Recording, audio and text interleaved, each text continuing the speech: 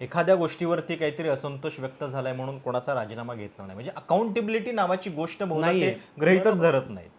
आपण शेतकऱ्यांच्या बाबतीत बघितलेलं होतं, इतकं मोठं आंदोलन झालं पण कधी कृषी मंत्र्यांचा राजीनामा नाही झाला. एकमेव राजीनामा मला वाटतं MJ अकबरांचा झाला, तो पण मीटूच्या मुवमेंटमध्ये वेगळ्या कारणास्तव, आणि ते देखील अल्पसंख्याक असल्यामुळे कदाचित त्याचा एक पॉलिटिकल बेनिफिट सुद्धा त्यांनी घेतला असेलच.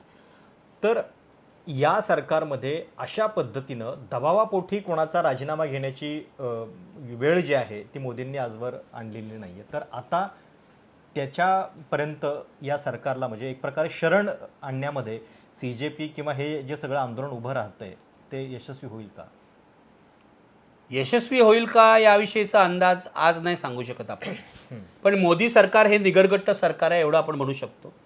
मनमोहन सिंग अधिक संवेदनशील होते, म्हणून जेव्हा जेव्हा मंत्र्यांवर आरोप झाले तेव्हा तेव्हा त्यांनी राजीनामे घेतले. राजांनी राजीनामा दिला, आणखीन 5 मंत्र्यांनी राजीनामे दिले. मुख्यमंत्र्यांचा राजीनामा शशी थरूरनी सुद्धा त्यावेळेला राजीनामा दिला होता. IPL वरून आरोप झाले तेव्हा शशी थरूरनी पण राजीनामा दिला होता.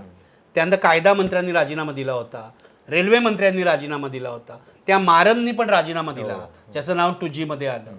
तर 5 मंत्र्यांचे त्यांनी राजीनामे घेतले होते मनमोहन सिंग यांनी. नरेंद्र मोदी संवेदनशील सुद्धा नाही आहेत, म्हणून मी त्यांना निगरगट्ट असं म्हणतो. एवढं सगळं आंदोलन होऊन धर्मेंद्र प्रधानचा राजीनामाही घेत नाही आहेत, आणि तीच कहाणी महाराष्ट्रात चालू आहे ना. महाराष्ट्रात एवढे गंभीर आरोप झाले मंत्र्यांवर, देवेंद्र फडणवीसने राजीनामे कुठे घेतले? म्हणजे निर्लज्ज नरेंद्र मोदी सुद्धा आहेत आणि देवेंद्र फडणवीस सुद्धा आहेत. हे सगळं यांचं निर्लज्जपणाचं कल्चर आहे, संस्कृती आहे, हे लक्षात घ्या.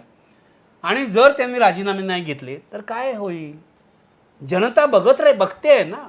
मी तुला सांगतो, भारतीय जनता ना खूप सहनशील आहे, खूप सहनशील आहे.